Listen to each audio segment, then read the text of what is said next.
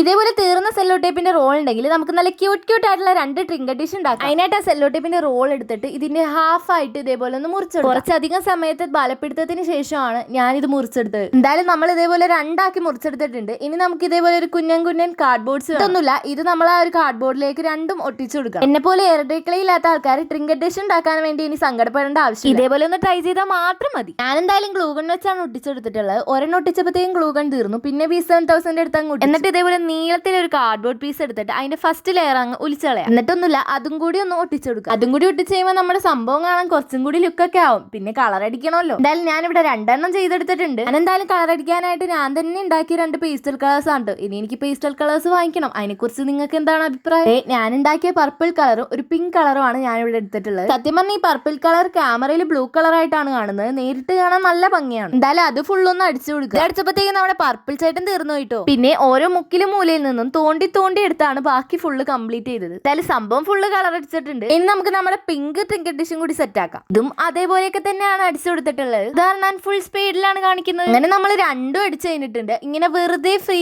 ആയിട്ട് ഇട്ട് കൊടുക്കാനായിട്ട് എനിക്കൊരു മനസ്സില്ല. അപ്പൊ ഞാൻ വിചാരിച്ചു അതിൽ കുറച്ച് അൽക്കുലത്ത് പരിപാടികൾ ചെയ്യാം. വേറൊന്നുമില്ല, ഞാൻ ഈ ഒരു പർപ്പിൾ ഷെയ്ഡിൽ കുറച്ച് ക്ലൗഡുകൾ പിങ്കിൽ കുറച്ച് ഡെയ്സി ഫ്ലവേഴ്സ് പോലത്തെ എന്തോ ഒരു ഫ്ലവേഴ്സും ആണ് ഞാൻ വരച്ചെടുത്തിട്ടുള്ളത്. ഇതും കൂടി വരച്ചപ്പോഴാണ് എനിക്ക് ഒന്നും കൂടി ഇതിന്റെ ക്യൂട്ട്നെസ് കൂടി വന്ന പോലെ തോന്നിയിട്ടുള്ളത്. എന്തായാലും 2 ട്രിങ്കർ ഡിഷും സെറ്റായി വന്നപ്പോഴത്തേക്കും കാണാൻ സെറ്റ് ആയിട്ടുണ്ട് കേട്ടോ. നല്ല യൂസ്ഫുൾ ഉള്ള ഐറ്റം ആണ് ഇങ്ങനത്തെ ഓർണമെന്റ്സ് ഒക്കെ വെക്കാൻ. അപ്പൊ ട്രൈ ചെയ്ത് നോക്കാം. ഇഷ്ടമായ ലൈക്ക് ചെയ്യാം.